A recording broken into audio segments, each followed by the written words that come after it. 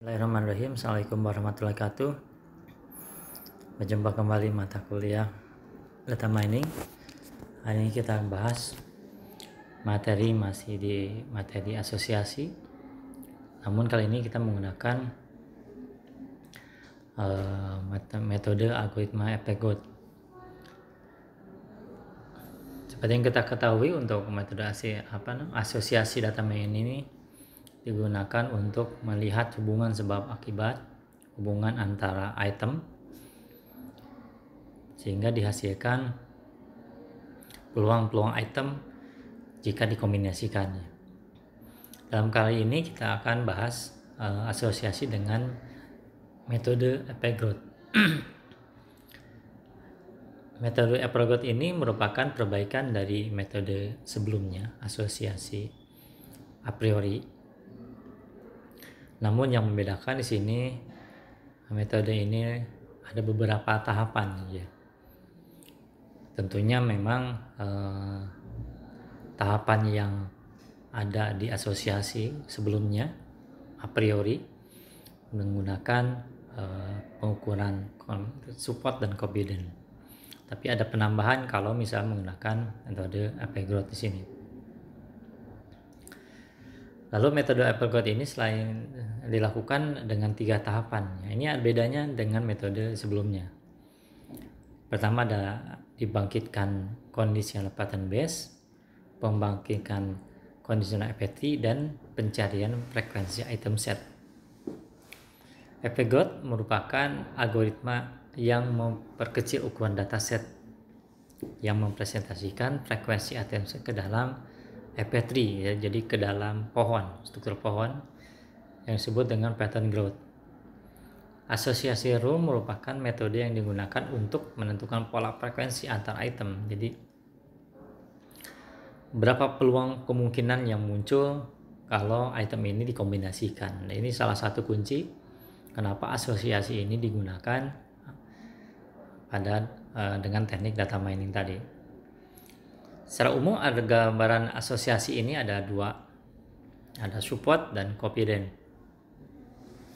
Di mana untuk support ini adalah kombinasi item dari database yang ada dengan rumus sigma dari transaksi mengandung A, transaksi A dibagi menjadi jumlah transaksi dikali 100%. Atau bisa juga misalnya kombinasi antara item A dan B dibagi jumlah transaksi kali 100%. Lalu untuk selanjutnya adalah confidence. Confidence ini digunakan untuk kepastian kuat tidaknya hubungan antara kombinasi tadi. Dalam kasus ini A dan B dibagi dengan transaksi A dikali 100%. Kita kembali ke bahasan contoh kasus. Di sini ada tabel produk spare part penjualan.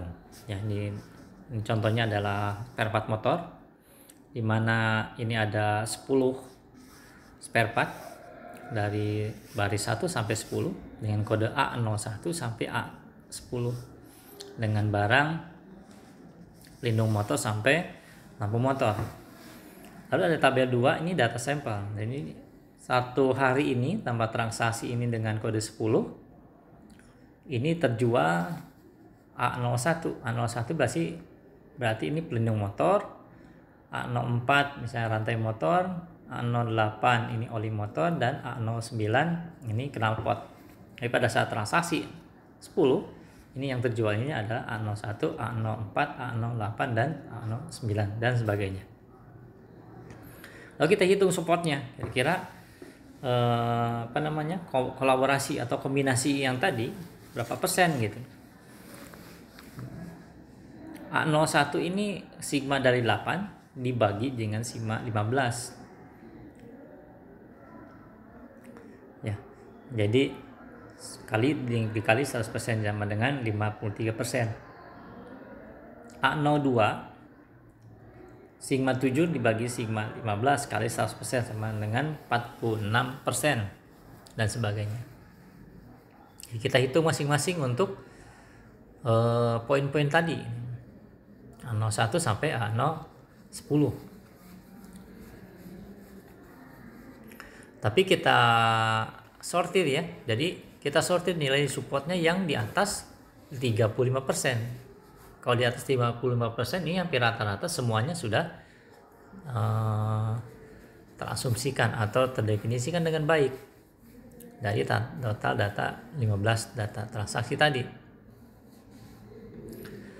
Frekuensi intercept dengan 35% ini hampir rata-rata semua di atas 35%. Jadi ini yang merah ini adalah 5 dibagi 15 kali 100 sama dengan 33%. Transaksi memenuhi support 35% dan telah diurutkan, misalnya dari support yang paling besar sampai support yang paling kecil, dari A08 sampai A05. Kita kelompokkan atau kita urutkan dengan frekuensi item set yang besar tadi, dari besar ke kecil. Lalu kita selanjutnya kalau sudah beres, kita buatlah effect tree-nya, effect tree setelah TID ya. Jadi transaksi tadi yang ini ya, transaksi ID tadi yaitu 10 A08, A04, A01 dan A09. Dibuatlah tree-nya seperti ini. A08, A04, A01 dan A09. Dibuat tree-nya kiri.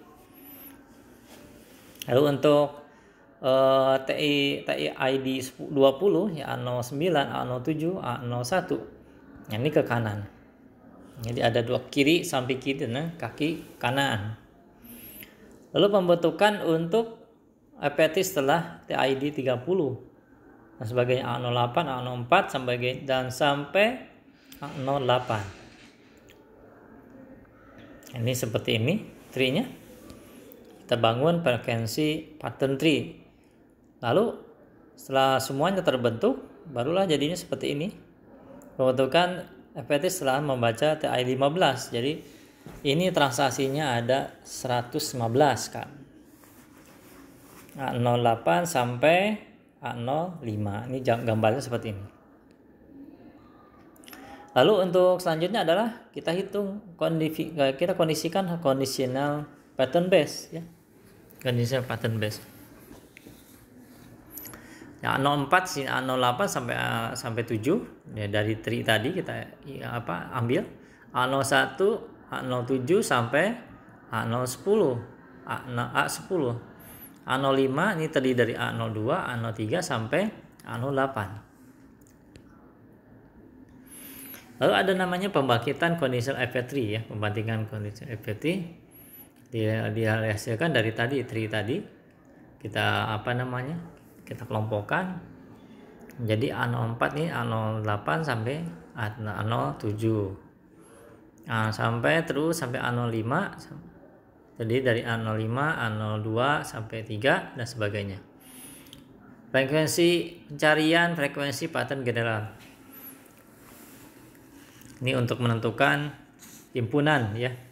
Himpunan yang paling sering muncul ya. Himpunan yang paling sering muncul di frekuensi tadi di item set tadi yang dihasilkan dari tree. Dimana untuk nilai confidence-nya sigma 7 dibagi sigma 9 sama kali 100% yaitu 78%. Terus sampai kombinasi dari A03 dibagi A08.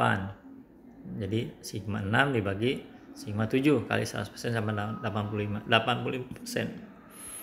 Lanjut sampai selesai. Dari tabel tadi, dari tree tadi, kita buatlah sebuah tabel untuk memudahkan pada saat pembacaan. Dimana pada saat item set A04, A08 supportnya 35%, ini sekitar 40%, kombinannya 70%, kita 78%. Jadi kalau lihat dari sen ini, yang kira-kira peluang paling besar ini A09 dengan A08 ya, karena itu nilai kombinannya 88%. Sedangkan A02 sampai dan A04 ini 86%. Jadi peluangnya cukup besar, tapi yang paling besar ini A09, A08. Jadi kalau dikombinasikan ini sekitar 88% peluangnya dibeli. Lalu bagaimana kesimpulannya? Asosiasi rule ini pada hitungan efek growth telah diketahui terdapat 7 rule dengan syarat batasan 35%. Ini 35% ini disesuaikan dengan kebutuhannya. Ya kebutuhan aja pada saat kasus ini adalah 35%. Ada yang 40%, ada yang 35%, ada yang 50%, tergantung kebutuhan. Dan nilai kompendinya 70%. Ini kenapa 70%? Ini juga sesuai kebutuhan.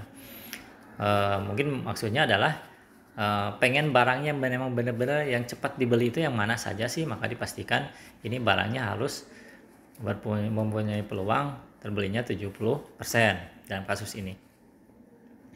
16 rule yang tidak memenuhi syarat nilai dari total 23 rule tersebut ya. Jadi perbedaan dengan a priori tadi, kalau metode a priori ini dari support dan companion saja, tapi kalau efek growth ini ada lanjutannya menggunakan efek tree tadi.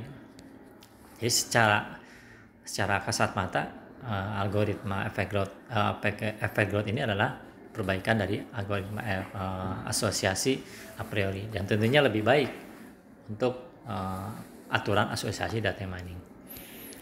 Mungkin itu saja, kurang lebihnya mohon maaf. Selamat mencoba. Tetap semangat. Wassalamualaikum warahmatullahi wabarakatuh.